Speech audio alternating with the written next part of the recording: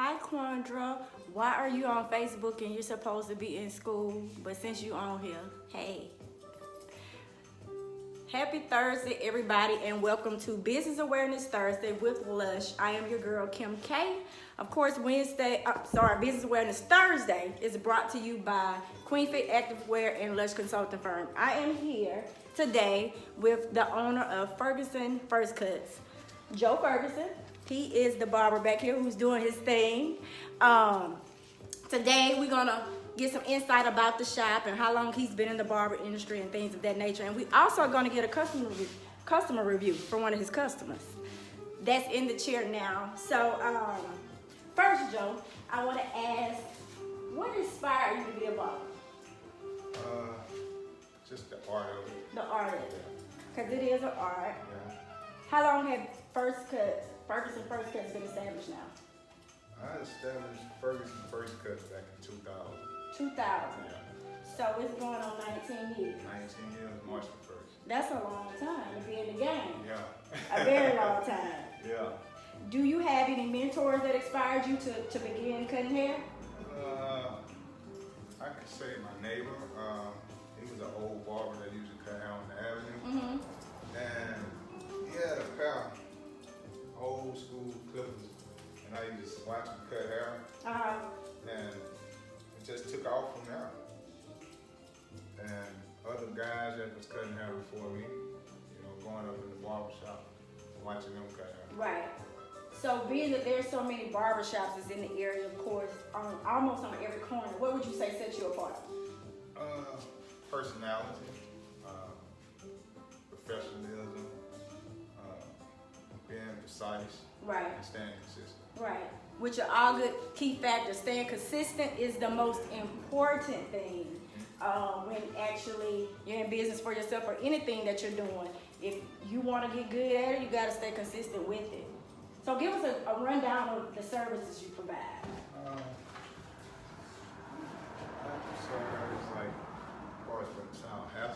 Yeah, I know some people may come in and just get a lamp. Some people may come get the full deal.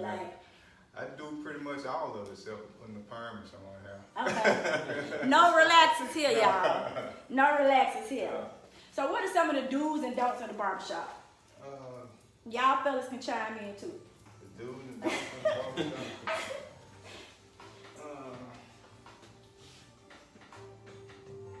Don't disrespect each other, I can say that's one of the most things. Just having respect for each other. Right. That's the do's. Not doing something that you don't want to do, anywhere at your home. Right. Keep it respectful. Yeah. And I try to keep the environment as a home for right. Environment. Like you can come in, you can shut your eyes and go to sleep. Exactly. You're safe. Yeah, you're safe. Yeah. So how do you feel about the young barbers that's coming up in the industry now? With so much changing, is there a lot that's changed, or how do you feel about that? The young barbers, I think they got a way more bigger batch than I had, because there's so much opportunities for them. Right. Internet and social media, they can advertise. When I came up, it's just word of mouth and business cards. Right. Yeah. Right.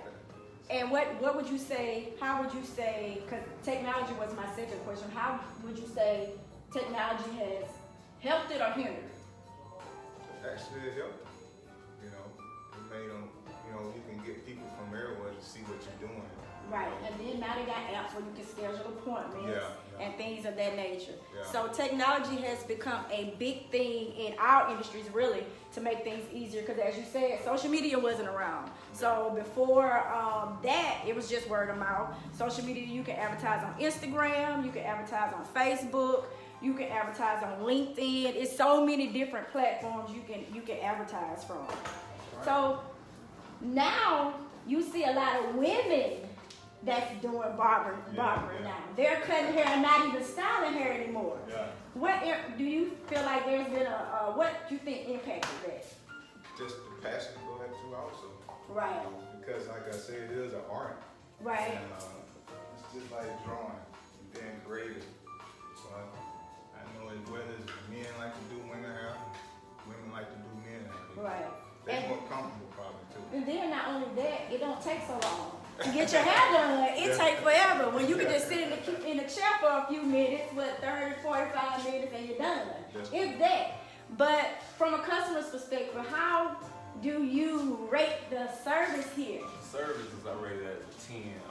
When I come in the shop with Joe, when I first started coming in the shop, I used to go to other shops and people go in and put their head down on the cell phone. Right. But when you come in here, it's a brotherhood, like brotherhood, they dapping little Joe getting knowledge all the time. You can look on the walls and get knowledge. I mean, it's all type of stuff. If you're going through something, you can get inspiration up in there. So that's why I like coming to Joe. Okay. It's been coming here for about 4 or 5 years. 4 or 5 years. So you have it here from a customer, and it's not scripted. No. He was getting his hair cut, and hey, here it is. Yeah. Live and in person. Yeah. Thank you. I appreciate that. Okay. So with all the trends that come about, you got dreads, you have the nappy look with the sponge, you have, different things. But since they're growing their hair now getting a full haircut, how would you say that affects, Barbara? Do you think that affects it? I mean, some point they still come in, but then you got some people that just don't come in at all. Yeah, it really don't affect it because, you got some people, they want to grow braids or do the natural, but you got some people that still want the clean cut. Right. It's just a trend. They'll grow out of it. Like, for instance, now you say what you just said. You ready to cut this off? You get what I'm saying? So it's just temporary. Right. As long as you stay consistent and you stay focused and up on your craft, then it don't really bother you. Right. And I talked about a lot of things all the time where I say some people take no as bad, but it may mean not right now. Like, he ready to cut his hair out right now, so it wasn't okay, I ain't never getting my hair cut. That's right. So that's what's up. That's a good thing. So the beard game movie. Yeah. Give your insights on that. Like, everything comes in a trend, it come and go. Yeah, it does. Beard game, it's always been around, but people ain't really respected it until like a lot of entertainment started rocking it, set the trends for it. Yeah. Rick Ross. Yeah, I guess he could be like the number one, but you had entertainment before him, like Right. Barry White. Yeah. Marvin Gaye. Right. You know what I'm saying? Them was more like R&B singers. Soul singers, right. Yeah. But when the hip hop game caught on to it with Ross, it went everywhere. Everybody wanted to be the beard game. Yeah. And Bedroom Candy has a beard oil, which I'm gonna give you a bottle of that so you can sample it on your people and let me know how it works. So I want the review on that. Bedroom Candy's beard oil, and I have gotten great reviews on it. So I'm plugging it, and Joe gonna let me know how it works and everything. So, with all this going on in the world today, you got crime everywhere. Yeah. Just recently, last year, there was a barber who was robbed and he was shot. Yeah. So, from a safety standpoint, what protocol you take to keep your customers and your staff safe? Keep the script of business and, stick to the rules. Right. The most important thing is discipline. Right. You got to set standards. I don't know about anyone else out there. I try to set standards up in here. Right. It's just like when you go into the mall, or go into different, business that's been established for a while. Right. There's certain things a person don't do. You get what I'm saying? That's so exactly you right. gotta, make them feel uncomfortable with the BS. Right. You get what I'm saying? Right. They know you're not playing with it. Right. It's just like, your kids. They're gonna respect your mind. That's right. You get what I'm saying? Right. That's all. So it's all on discipline. That's right. So, to keep it safe, you set standards and you set rules. If you can't follow those rules, this is not the shop for you. So, I like that aspect of what you do to keep everyone safe in the facility. Because you got kids that come here as well. That's correct. So, how do you feel about the hair extensions and the dyes people use today? I think it's just another expression of fashion and with creativity, Right. And each his own purpose. I know it's helping me out also because it's making me step my game up too also. Right. because you've been doing something so long, it get boring, so you need a different challenge. Right. This helps sharpen you up. So you think Steve Harvey had on a hair piece, or was that a real lining? What you got? That was a hair piece. Because that was a hair piece. That was a hair piece? Yeah. He wore that hair piece a long time, but he finally just took it off. That's right. And now all of a sudden he bald. It's all illusion of tricking people. Right. Yeah. But it's a lot of these pieces that really look like real hair. Yeah. I actually just took a class on that. Really? Yeah. But it offers variety. Because there's some people out here that just can't grow hair, won't it? Yeah, and you got people that got, they're not happy with their head structure. Oh, okay. So a bald head won't look good on them. Right. Of course,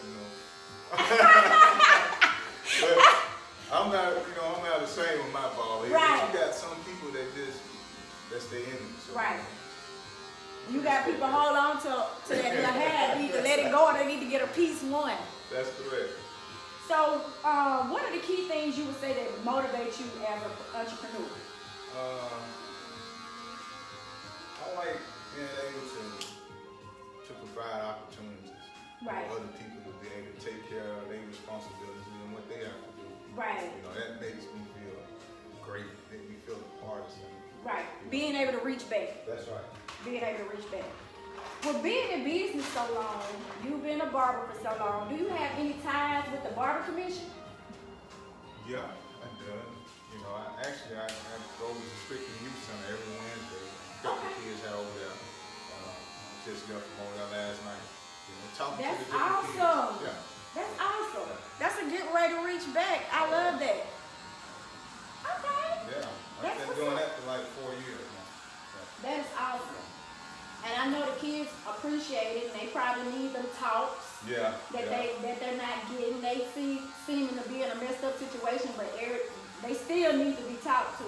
They got a story. Right. I go and I listen to them because, the way society is today, no one is listening no more. They too busy, with the selfish spirit, talking Right. about what they doing, what they got. Right. So, in order to be a great leader, you got to be a great listener. You see what I'm saying? Even when you're in a leader position, you still got to be able to listen in order to stay in that leadership position. You gotta stay You teaching. know what I'm saying? That's Yes. right. You gotta stay teaching. So they teach me. You see what I'm That's saying? what's up. For as like being a barber, I personally feel that is a responsibility to reach back in the community. That's correct. So you just answered two of my questions.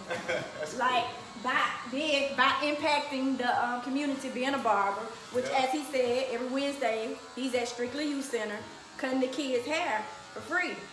And he's been doing that for 4 years, so that's awesome. Politics. Of course, Trump's in office. The world is in shambles. The government shut down, things of that nature. How often is politics talked in the barbershop?